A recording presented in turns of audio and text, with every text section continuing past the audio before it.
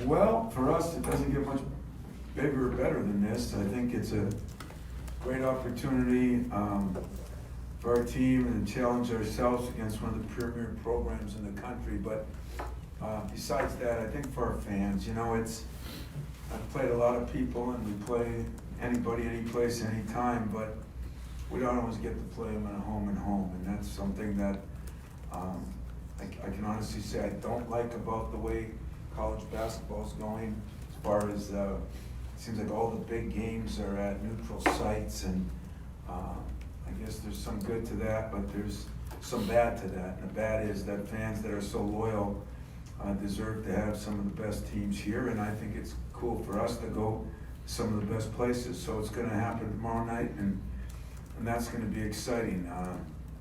Like our team, I think they're trying to find themselves a little bit. If you look at Duke, we have similar situations. I mean, we have some veterans, they have a few veterans. Their best player, of course, is either Trey Jones or Vernon Carey, and both of them are playing pretty well, but then they're trying to find themselves with the rest of their guys. And, with the youth of Carey and Hurt and Moore, they also have a lot of experience back. I mean, O'Connell has played very good. I think he's a junior.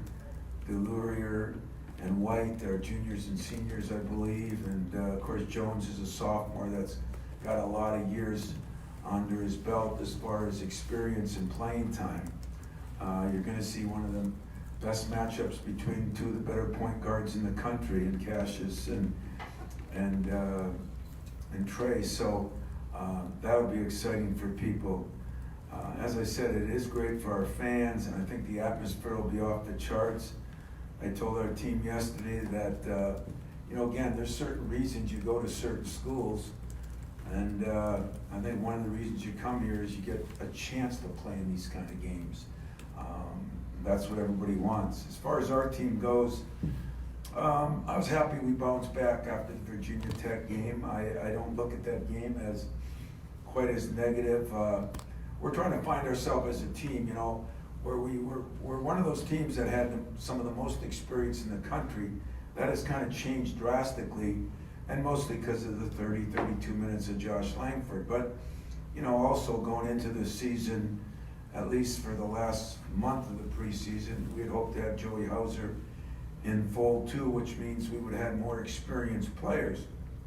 Now, we're left with a lot more inexperienced players, and as I said, they're in a similar position, but they're used to it. We're not. And but I'm happy the way we bounced back. We really played very well against Georgia for 2/3 of the game, and pretty well against UCLA when you look at their talent out there and their size, and coming off what we've come off, and understanding where we are as a team right now with the ways to go. I think a big key to tomorrow's game will be the turnovers. They turn people over a lot. They got Kansas for 28. They've had another team 22, 21, 16. I think they're averaging 17 or 18 or 20 turnovers a game that they're causing. Now they are turning it over a little bit more for a Duke team, but I think that's because of some youth in the lineup. As I said last week, we're still going through a lot.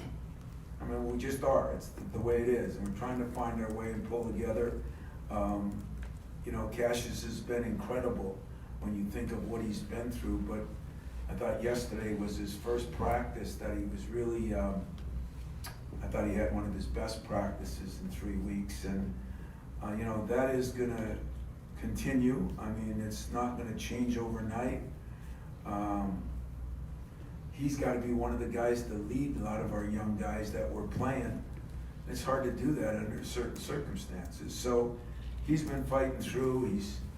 He's really done some incredible things under those circumstances.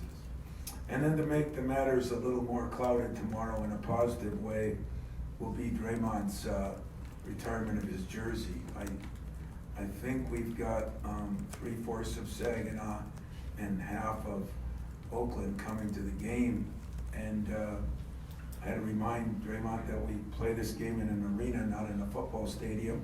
But then again, what a cool thing that there's media. I think some of the coaches are coming. Just a great night for him, and many players get this honor. You know, not many players get it, but of the 10 that have had it, you know, what separates Draymond a little bit is, you know, like a couple of those guys, like Magic or like Steve or like, you know, Mateen. Those guys are constantly coming back to the program and constantly being around. And Draymond's meant a lot to us in a lot of different ways, but he kind of embodies the toughness and what we're looking for in our program. And I just, I'm tickled to death for him. And what I'm really thrilled about is he's so excited about this.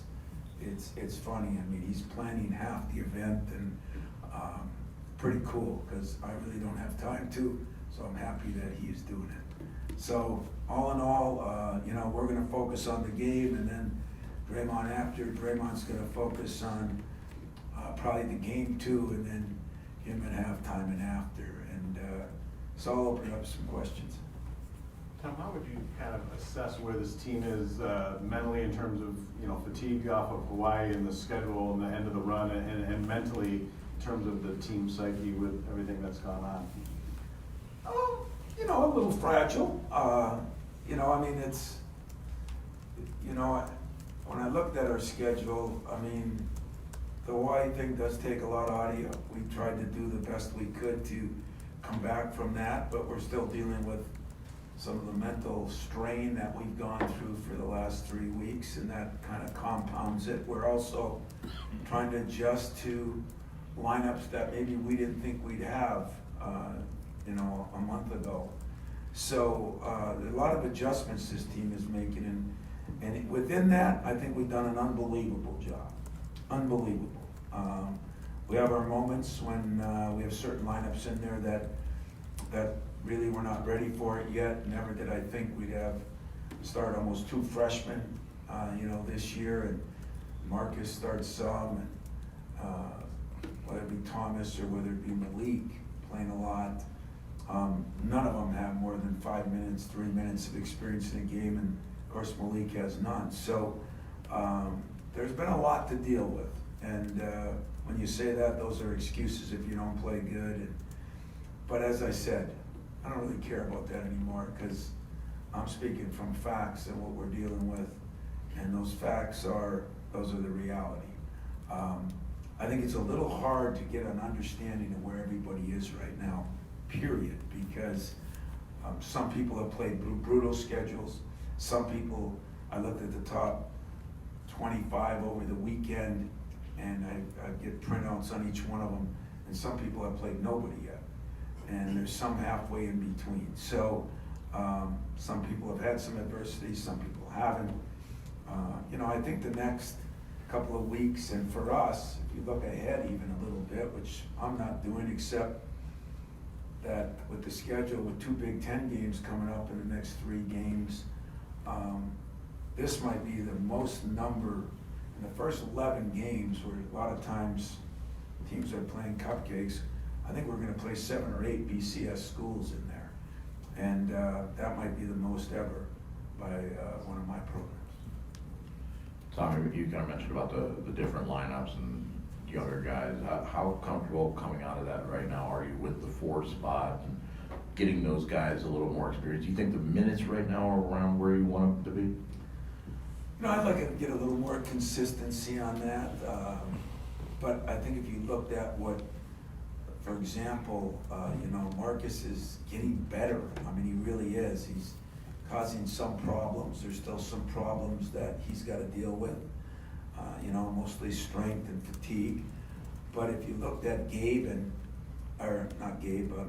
and Thomas Kithier, their numbers, if you look at maybe their field goal percentage, their free throw percentage, their rebounding per minute, their numbers are really good and been very efficient. But you know, we'd like to get to the point where we get a little more stability, so we know who we're going with a little longer, and some of that is going to take place. I mean, we think Thomas has really been affected by that face mask. If you watch him, no matter what he does, he's grabbing his face, you know? And I don't know when that mask comes off. Probably keep it on there so we don't have to deal with, I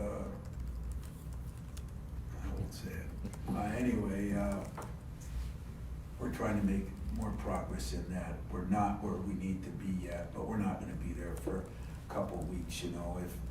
If you know, back to Josh and Joey, we would be a lot more stable than we are now. But I do think we're making some progress. There's been a lot of talk, obviously, about Cash losing his brother, and rightfully so, but I don't think there's been enough about the fact, most of us who were around the team all knew Zach, because he was always here. It's not just Cash losing a brother, but 14 other guys lost a great friend. Do you think that's been overlooked too, Tom? You know, I do, and I said, I watch so many press conferences. I watch everybody. I watch every football press conference I can watch. I tune into the Big Ten Network because they've got one after each game on both coaches, and I listen to everybody. I listen to some of the questions the media asked, and the one thing that everybody hates is when people make excuses.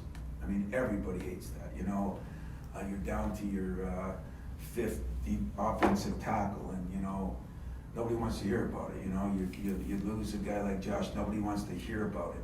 But I said last week, and I'm going to stick straight with this, what Cassius Winston has done under the circumstances is unbelievable. I mean, I'm not sure there's anybody in this room that could have done it. That definitely includes the head coach. But what the rest of our players have gone through, because,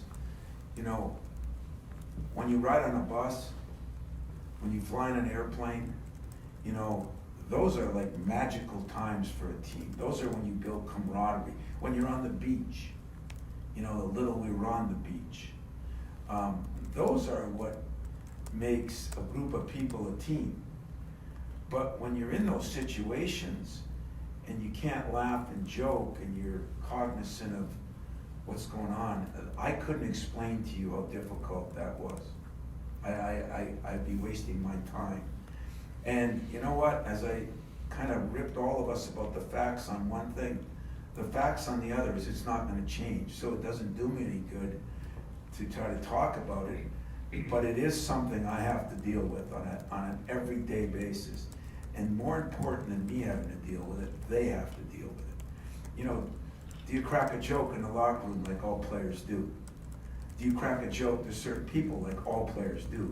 Do you rip on somebody because he made a bad play and maybe coaches, in a meeting would want to run that back, like, Cash, you threw it into the nickel seats, We don't run those back right now. We don't do those things right now. And so that adjustment, guys, has been difficult. Saying that, what I said to him, I will say to you, and I say to my team, and I look in the mirror, and even though I don't like what I see all the time, I tell myself this: life moves on, and we have no choice but to deal with it. But everybody's told me that everybody deals with those things differently, and I know one thing.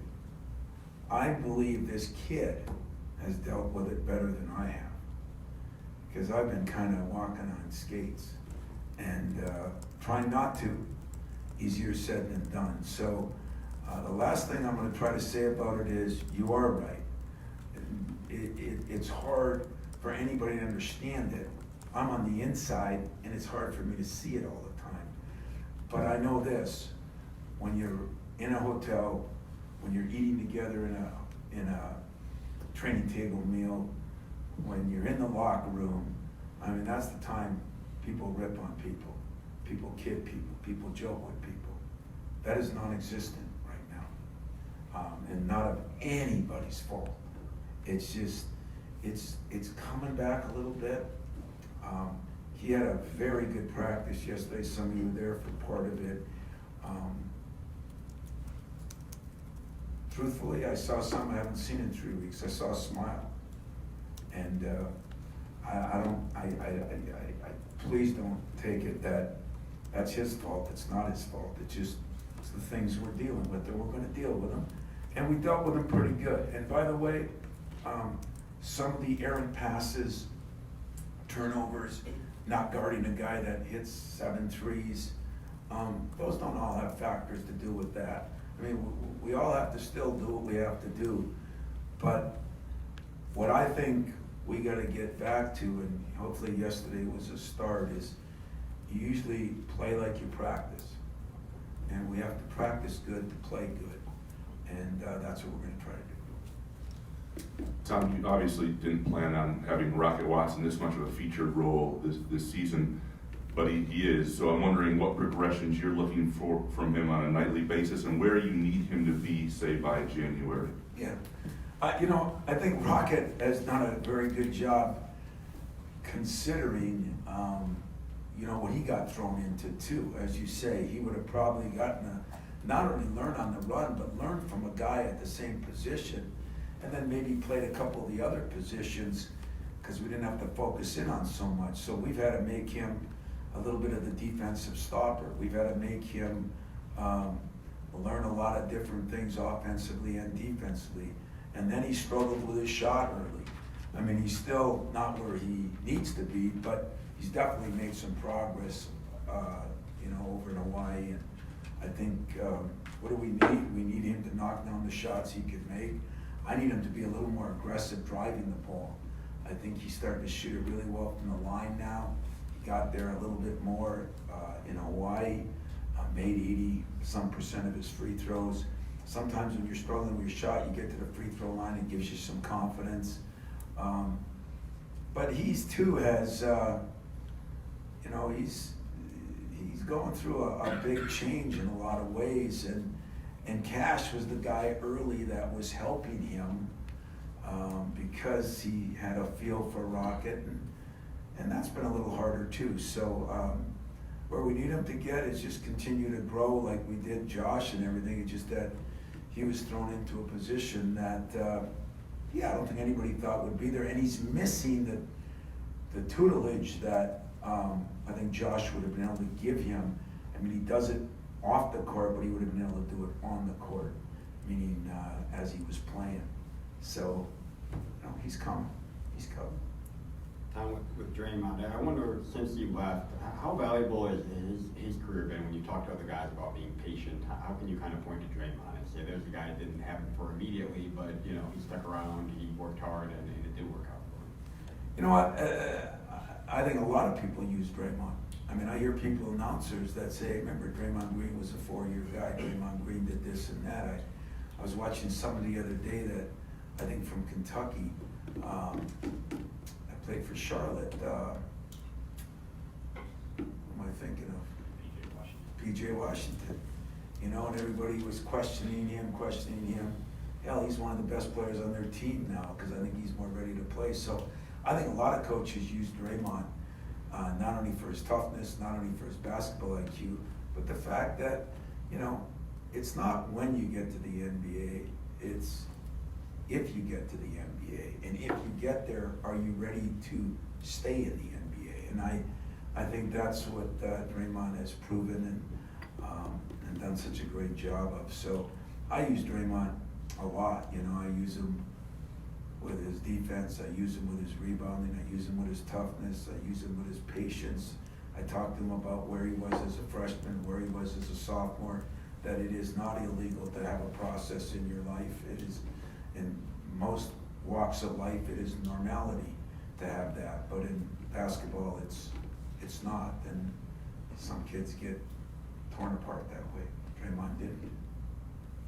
I'm going to ask Cash just about playing Duke, and he was talking about not being, you can't play the program, you can't play the Duke team that won back-to-back and all that. And you kind of expect to hear that from a guy who's been through this. How difficult is it for especially younger players to get to that point in big games like this where they don't get caught up at playing Duke or whoever happens to be? I think we play enough good people year in, year out, but it's always new for the new people that come in, Duke has deserved the reputation they've got. They've earned it. They've earned it. They've had a process. They've earned it over 40 years. I think it's been there that Mike's done an incredible job. We've earned some of that too. And yet, it's never looked at the same way when you're on the inside out. Now, a lot of people from the outside put us even higher than I do. So, you know, those guys are in the inside, and, you know, the advantage I think the Rockets have and the Aaron Henrys is when you do play AAU ball, you play against all those same people. You know, we had Vernon Carey up here 2-3 times, you know. We know those people. They know Trey Jones, you know, we recruited him too. So I think because of that, it makes it a little easier, but there should be no play in the program. I mean, we got a hell of a program too, and yet I just talk about Duke being, you know, the kind of program that if I last here 40 years, that's what you build it to. You know, it's consistency, it's adjusting to a little bit of personnel, it's, you know, don't beat yourself. A lot of those things are what I talk about when I talk about Duke. When I talk about, you know, how their team is, I say, hey, we've played, you know, Seton Halls, we played Kansas, you know, we played Georgia and UCLA. So I mean, it wasn't like that they should be sitting back wondering whether we belong. We belong. We just got to play good enough to win a game. Is there any kind of update to Josh's overall status, timeline, anything?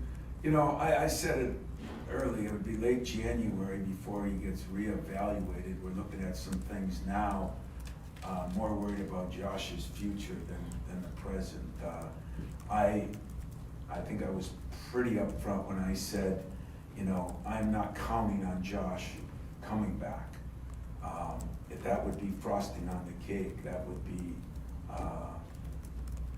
great if it happened, but just by the progress and the length of time it took before and where he's at, I just want to get Josh back where he can continue to play basketball beyond this year, and that's kind of the big worry and big concern for me right now. We're not moving forward thinking, well, you know, this is not like Team Cleves where we knew he had a bone that was broken. It was going to be 8 weeks and he'll be back. You know, this has been a different situation, and so we're not sitting here saying Josh will be back. We're sitting here saying, wow, if Josh could play it all this year, that would be frosting on the cake. And with Gabe, between the offensive rebounding that he's giving you, the length defensively, he's going to the basket more. Where is he at in kind of forcing your hand at more minutes? Oh, he's getting more minutes, and he's going to get more minutes than more minutes. I mean, he is, you know, Gabe is, we're just looking at his stats today. Stat-wise, he's off the charts. You know, he's shooting well from the perimeter, or from the field. He's shooting well from the three. He's shooting well from the line. He is rebounding. His defense has gone up tenfold. Right now, I'd say Gabe Brown is our most improved player by maybe a lot. And great tribute to him, because if you asked any of my GAs or people around the office if there was one consistent guy that's been here 6:30s in the morning all summer, even in the fall, it's been Gabe Brown. So I do see Gabe taking on more and more of a role, and that's the problem when you play a schedule like ours. It'd be great and kind of been unfair to a Rocket Watts or even Marcus or Malik, Thomas.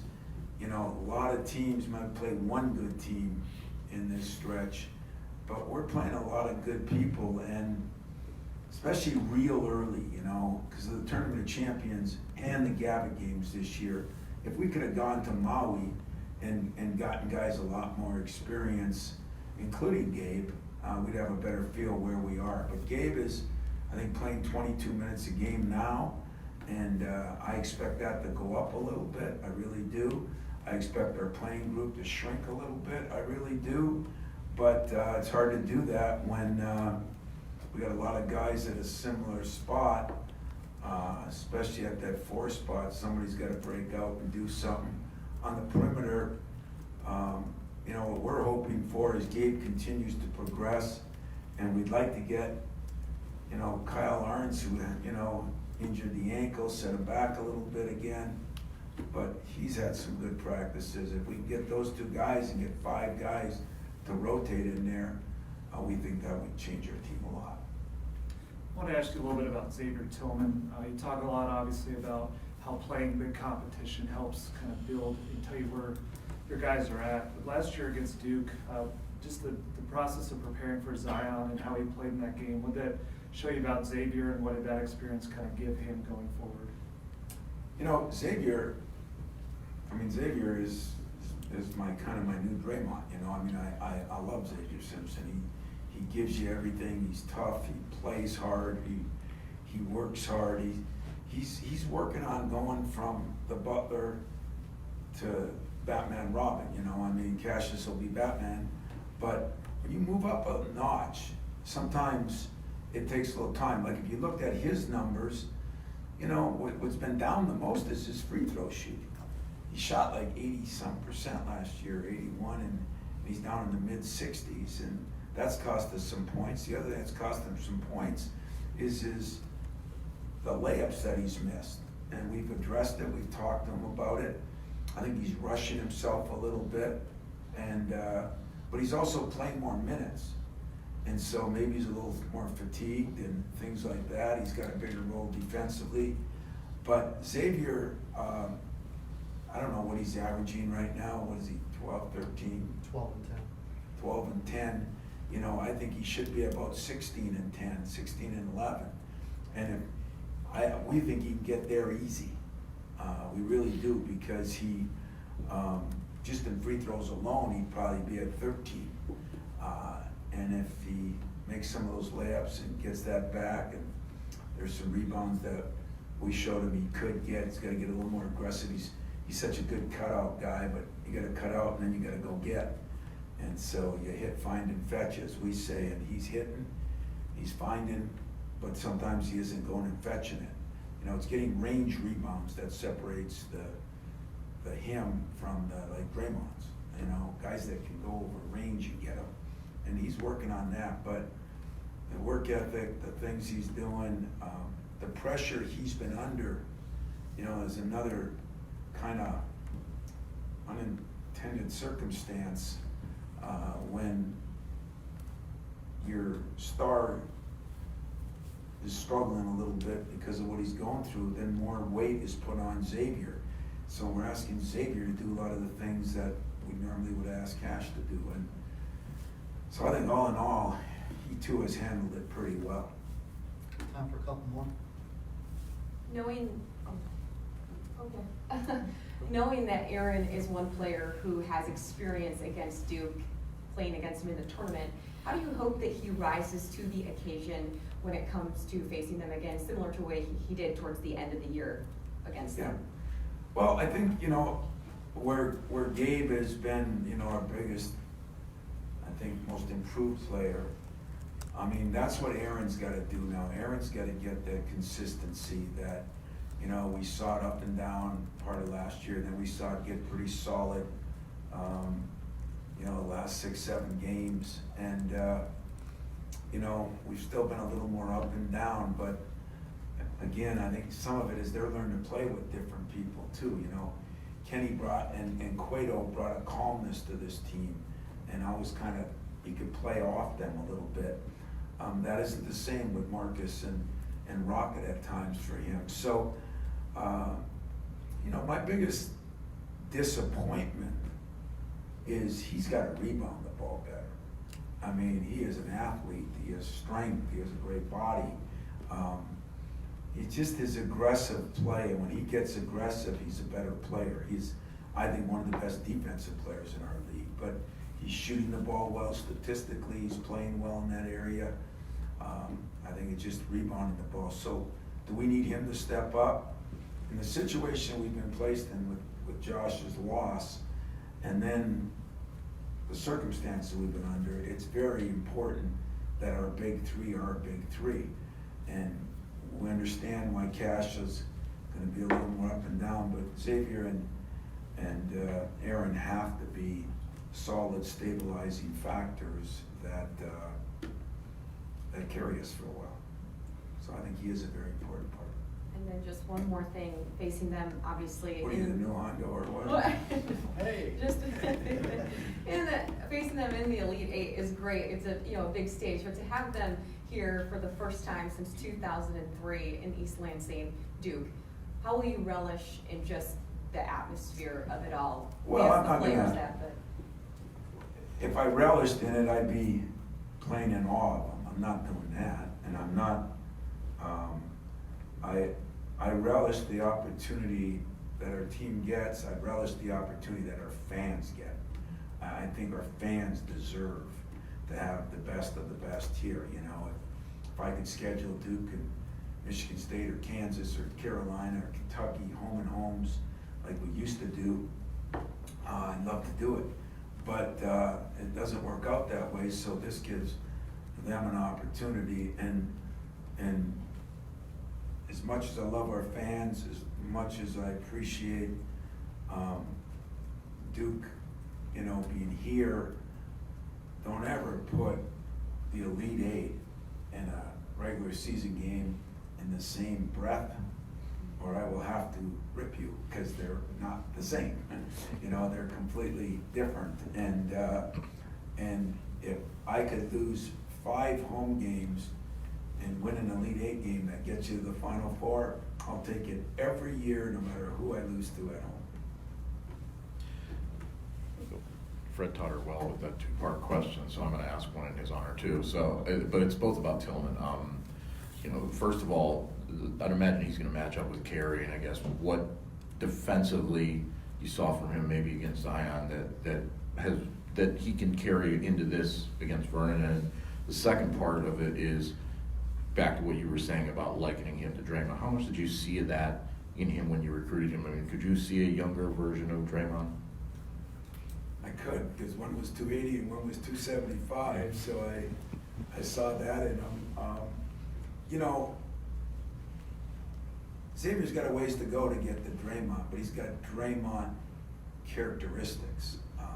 He's lost a lot of weight, he's changed his body, he is a very smart defensive player.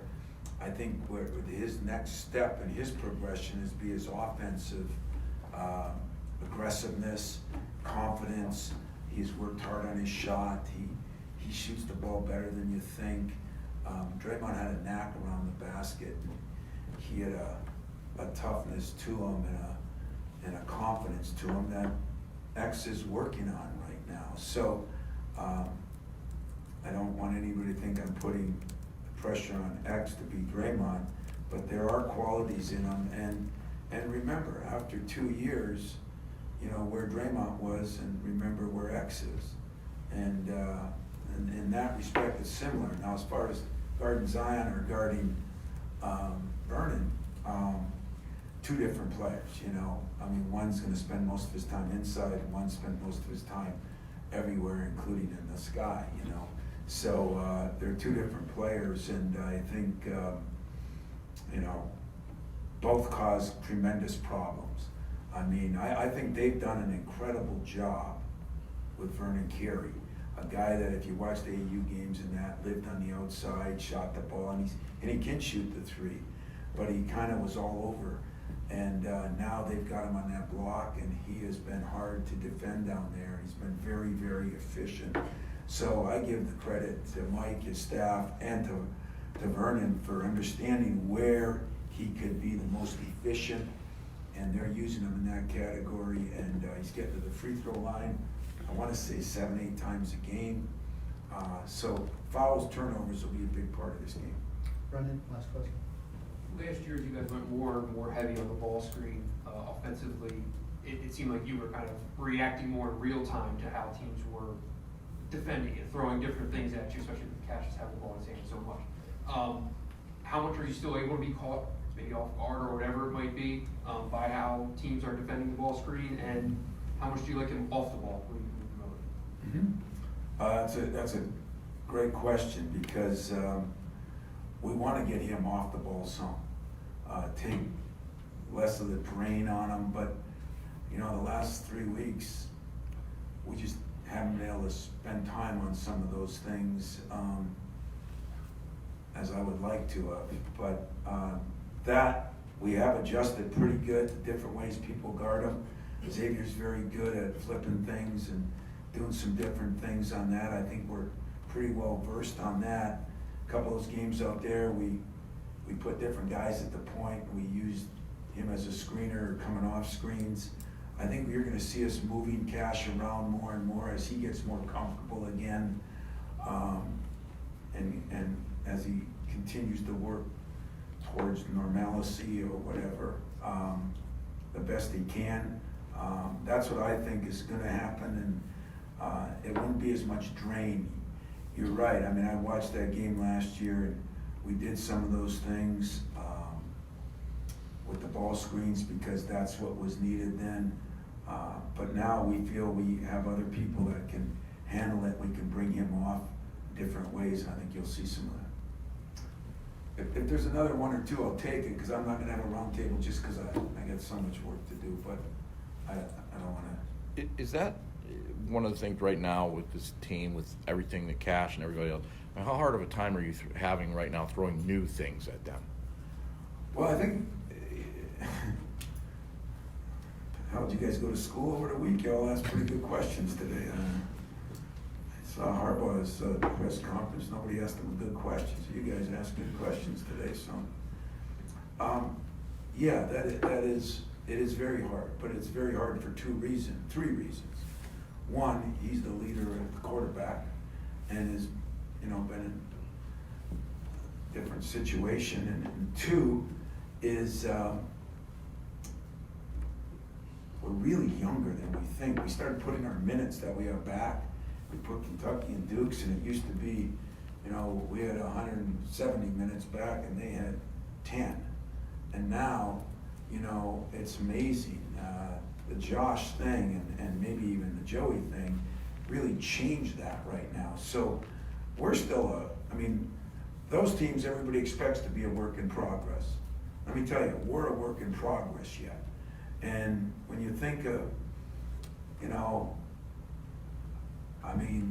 I look at Kentucky, and I guess from what I hear, Goodman doesn't think much of them or us, because he thinks if you beat a team like that, it doesn't matter. But that's a very good team. Seton Hall is a very, very good team, and we played good ball against some good teams. It is hard for me to give you an evaluation because I can't, like Hondo said, I can't crawl into the minds of our other players, much less my best player. But it's been one of the more challenging and probably the most challenging first 7-8 games of my career, even that first year, for unfortunate reasons. But at the same time, some of it's been rewarding because I do think we're bonding together a little bit better. I think we've been through some things that most people will never go through, and we're still standing. And that's the first step in recovery. And so it is hard to put a lot of new stuff in. It's hard to spend a lot of extra time. The film sessions, or after a practice, or do I see us mentally being drained quicker than other years? Yes, I do. But yesterday was a bright spot because if he can handle it and smile and move forward, I think the rest will follow. And yet, I expect to have a day like he told some of you in Hawaii, where there's gonna come a time or a situation, maybe a birthday, maybe Christmas, who knows, where there's gonna be some lulls. And I'm gonna have to live through it. I think I've explained it as good as I can today. I probably won't go to it again, because I don't think it's fair for him. I don't think it's fair for my team. And pretty soon, somebody's gonna take it as an excuse. There are no excuses. We're 5-2. We played pretty good basketball. I think as big as that other factor, the Langford thing is the hardest thing I've had to adjust to, because he was such a staple and so stable, and so good on both ends. That has been a hard thing to adjust to, but we're actually doing pretty good under everything that they've gone through, and I think we got a golden opportunity tomorrow to play against a very good team who's doing just like us, trying to find themselves. Anybody else?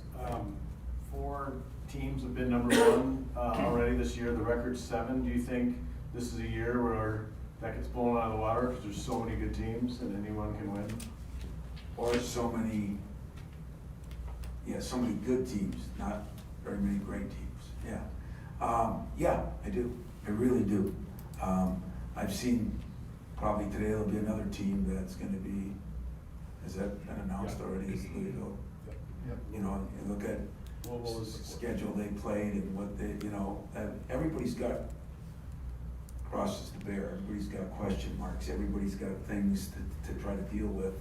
And I don't think any of us know where anybody is right now. You know, I mean, North Carolina and Michigan's playing real well the last 3 games.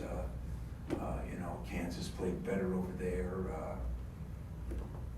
I don't know who else. Gonzaga, you know, everybody questioned. They struggled in a couple games. I think they're very good. Oregon struggled in a couple games. I think they're very good.